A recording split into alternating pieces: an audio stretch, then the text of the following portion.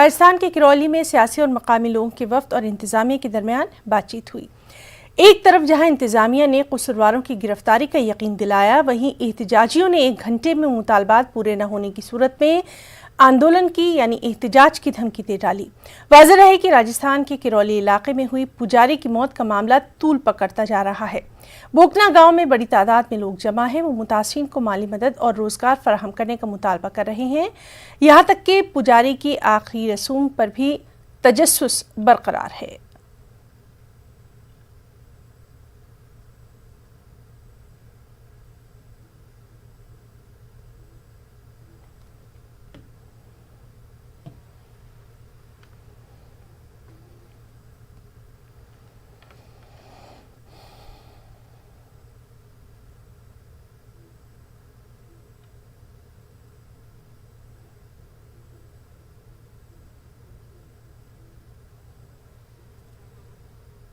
लोग यहाँ पर पहुँच रहे हैं, संस्थाएं पहुँच रही हैं, डेलीगेशंस पहुँच रहे हैं। उनकी तस्वीरें मैं आपको दिखा रहा हूँ। ये तस्वीरें हैं आपके सामने। ये इनसे मिलने के लिए पहुँचे हैं। बीजेपी की 3 सदस्यीय टीम जो है वो यहाँ पर पहुँची है। उनसे भी हम बात करने की कोशिश करेंगे। आगे बढ़ते हैं। ये देखिए, यहाँ इनसे बातचीत की जा रही है। लगातार महिलाओं की तबीयत जो खराब हो रही है उसको लेकर भी ये बात कर रहे हैं। ये यहाँ पे ये जो टीम है उससे मैं बात करने की कोशिश करता हूँ। अब ये लोग पहुँचे हैं, 3 सदस्यीय टीम आपकी पहुँची है। क्या कुछ देखा, क्या पाया? राजस्थान में कानून नाम की चीज नहीं बची है और ये सरकार, जनता का इस कानून और कांग्रेस दोनों से विश्वास पूरी तौर पर उठ चुका है। हमारी सनातन संस्कृति में हम संतों और महिलाओं का सबसे ज्यादा सम्मान करते हैं और आप देख रहे हैं राजस्थान में सबसे ज्यादा अत्याचार, अनाचार इन संतों पर और महिलाओं पर ही हो रहा है। मुख्यमंत्री जो कि खुद गृह मंत्री है, मैं मांग करती हूँ कि उनसे व्यवस्था नहीं संभल रही है। डे 1 से वो अपनी कुर्सी बचाने में लगे हुए हैं। उन्हें पद से इस्तीफा दे देना चाहिए। तो ये पद से इस्तीफा देने की मांग इन्होंने की है, लेकिन अभी आपने देखा होगा महिलाओं की तबीयत भी खराब हो रही है। उसको लेकर भी अब मेडिकल टीम अब जाके पहुंची है। देखिए, कांग्रेस की सरकार संवेदनशीलता पूरी तौर पे उन पे समाप्त हो चुकी है। आप शीर्ष नेतृत्व इनका देखें, वो धर्म और जाति की एक तरह से कहें अपनी सहूलियत के हिसाब से राजनीति करते हैं। उनके लिए राजस्थान की बेटी बेटी नहीं है। राजस्थान के संत पालघर के लिए भी एक शब्द उनके मुंह से नहीं निकला था और राजस्थान में जो बेटियों पर अनाचार हो रहा है उसके लिए भी एक शब्द नहीं निकला। वो अपना राजनीतिक पर्यटन कर रहे हैं और उसी के अनुरूप यहाँ की सरकार चल रही है। अभी भी उनका जो पार्थिव शरीर है वो यहाँ पर रखा हुआ है। बहुत ज्यादा समय हो रहा है और ये एक शुभ भी नहीं होता जिस संस्कृति में हम लोग रहते हैं। क्या लगता है आपको? देखिए, सरकार को इतनी संवेदनशीलता तो दिखानी चाहिए कि परिजनों से आकर बात करें। किसी ने अपना परिवार का कमाऊ व्यक्ति खोया है और वो भी किन परिस्थितियों में। गुंडा राज राजस्थान में हो रहा है और सरकार के एक भी नुमाइंदे का यहाँ नहीं आना निश्चित रूप से बहुत शोचनीय है। मुख्यमंत्री जी कह रहे हैं ट्वीट करके कि हम पीड़ित परिवार के साथ हैं, लेकिन ये कैसा साथ है ये समझ के बाहर है।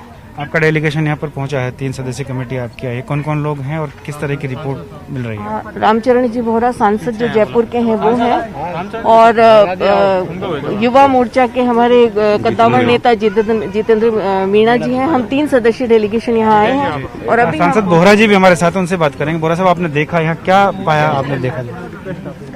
देखिए, सरकार नाम की कोई राजस्थान में कोई चीज है ही नहीं। मुख्यमंत्री खुद गृह मंत्री हैं और जिस तरह से पूरे राजस्थान में जंगल राज हो रहा है, हमारी जिस तरह की जो संस्कृति होनी चाहिए, ये राजस्थान एक ऐसा प्रदेश था जो शांतिपूर्वक भाईचारे के हिसाब से रह रहा था। आज पूरे 18 महीनों में 4,35,000 से भी अधिक मुकदमे, चाहे वो बलात्कार के हों, चाहे चोरी के हों, चाहे डकैती के हों, चाहे बलात्कार के हों, ऐसे मुकदमे दर्ज हुए हैं। उनमें किसी प्रकार कोई सुनवाई नहीं हो रही है। आज यहाँ पर परसों शाम से जिस प्रकार बाबूलाल शर्मा जो पुजारी जी हैं, इनकी मृत्यु हत्या के माध्यम से की हुई है और हत्यारों को अभी तक पकड़ा नहीं गया है। आरोपी अभी तक खुलेआम घूम रहे हैं। जिस प्रकार से जनता में विश्वास और अपराधियों में भय होना चाहिए, वो जनता में भय हो गया है और अपराधियों में विश्वास के भाव इन मुख्यमंत्री के कार्यकाल में हो रहा है। मैं कहना चाहूँगा कि मुख्यमंत्री जी से अगर राजस्थान नहीं संभल रहा हो, ये कानून व्यवस्था अगर बिगड़ती उनसे नहीं संभल रही हो तो उनको त्यागपत्र देना चाहिए। और अब ये भी कहना चाहूंगा कि हम जिस संस्कृति में रहने वाले हैं, आज 48 घंटे होने जा रहे हैं और अभी तक डेड बॉडी के लिए डीप फ्रीज नहीं आ पाया है। जो उसकी पत्नी है वो बीमार है, लड़कियां बीमार पड़ी हैं, 2 को हॉस्पिटलाइज किया गया है, यहाँ पर मेडिकल टीम तक नहीं आई है। हर दृष्टि से असंवेदनशील ये सरकार है, इसको त्यागपत्र देना चाहिए। तो ये थे सांसद रामचरण बोहरा और अलका गुजर थी जो कह रही थी कि जिस तरह का ये पूरा परिदृश्य है वो कई सारे सवाल खड़े करता है। हमारे साथ जितेंद्र मीणा जी भी हैं, उनसे हम बात करेंगे। जितेंद्र जी, क्या कुछ देखा आपकी टीम ने जिसको भेजा गया है जयपुर से? ऐसा भयानक दृश्य है जो कभी सोचने से भी अपनी रूह कांप जाती है। एक व्यक्ति जिसको जिंदा जला दिया गया और उसकी मौत हो गई और सरकार के कान पे जू भी नहीं रहेंगे। सरकार का कोई नुमाइंदा यहाँ है नहीं। तो ये जो लाश और ये जो हत्या है कहीं न कहीं सरकार की हत्या है। यहाँ जो लचर व्यवस्था है, कानून व्यवस्था जिले की है, ये उसकी हत्या है। ये जो लाश हमारे सामने पड़ी है ये भाई बाबूलाल वैष्णव की नहीं होके मैं तो ये कहूँगा इस सरकार की लाश है और ऐसी इस व्यवस्था की लाश है। उस सिस्टम को उखाड़ फेंकने का भी वक्त आ गया। ऐसे लोगों को सत्ता में रहकर राज करने का कोई अधिकार नहीं है कि जो एक गरीब की भावनाओं को ना समझ सके। ये संवेदनाओं से मरी हुई सरकार है, इसको हट जाना ही बेहतर होगा। तो आपने देखा ये थी 3 सदस्यीय कमेटी जो यहाँ पर पहुंची थी बीजेपी की। उन्होंने अपनी रिपोर्ट तैयार की है और जो रिपोर्ट तैयार की है वो वहाँ पर बीजेपी प्रदेश अध्यक्ष को दी जाएगी जयपुर जाकर।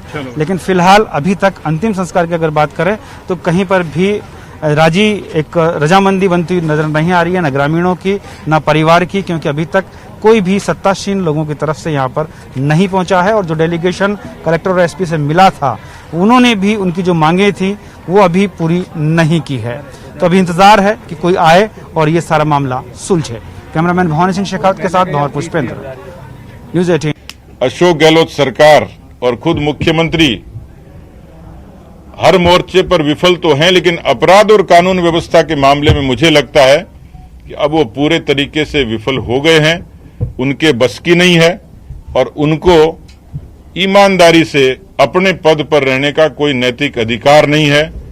इस तरीके से तो राजस्थान जो शांत प्रदेश था, इस तरीके की घटनाएं उद्वेलित भी करती हैं, समाज का भरोसा भी खत्म करती हैं।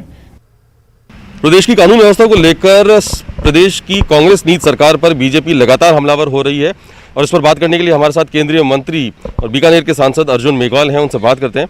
मेघवाल साहब, जिस तरह की कानून व्यवस्था चल रही है प्रदेश में, जो घटनाएं सामने आ रही हैं, तो बीजेपी बहुत मुखर होकर कांग्रेस सरकार पर हमला कर रही है। क्या वाकई स्थिति इतनी खराब है? देखिए, जब से अशोक गहलोत जी इस बार सत्ता में आए हैं और उनको 2 साल करीब होने जा रहे हैं, दिसंबर में 2 साल हो जाएंगे। आप इतनी घटनाओं का जिक्र कर सकते हो, बड़ा पुंज बन गया है। आप थानागाजी की घटनाओं से लेकर के, अलवर में थाना लूटने जैसी घटनाओं से लेकर के, बाड़मेर में बलात्कार की घटनाओं से लेकर के, झुंझुनू, सीकर, नोखा और टोंक, पता नहीं कहाँ की घटनाओं का आप जिक्र करो, जिसमें बलात्कार भी है, जघन्य अपराध भी है, हत्याएं भी है, लूट भी है। और ये जो अभी करौली जिले में पुजारी जी को जो मारा है, जिंदा ही जला दिया, इसका मतलब जो असामाजिक तत्व हैं जिनका जिक्र वो करते हैं, उनमें कोई खौफ ही नहीं है, सरकार का कोई डर ही नहीं है। ये बहुत दुखद स्थिति है। और आपने भारतीय जनता पार्टी के लिए कहा कि बहुत हमलावर हो रही है। देखिए, हम विपक्ष में हैं। हमने अभी राज्यपाल महोदय को ज्ञापन भी दिया, हमारे प्रदेश अध्यक्ष सतीश पूनिया जी भी गए। और ये जो घटना हुई है करौली वाली, इसमें हमने 3 सदस्यीय एक समिति भी बनाई है जो फैक्चुअल रिपोर्ट लेकर के आएगी। हम ऐसी घटनाओं की निंदा करते हैं और मेरा ये भी कहना है कि राहुल गांधी जो हाथरस की घटनाओं का संज्ञान लेते हैं, उनको 12 की घटनाओं का भी संज्ञान लेना चाहिए और ये करौली की घटनाओं का भी संज्ञान लेना चाहिए। शुक्रिया। तो ये थे अर्जुन मेघवाल, जो न सिर्फ कानून व्यवस्था पर सरकार को घेर रहे हैं बल्कि कांग्रेस की आपसी फूट पर भी अपनी विनोदपूर्ण चुटकी ले रहे हैं। सहयोगी नगेंद्र के साथ अभिषेक आटा, नेटवर्क 18, नई दिल्ली।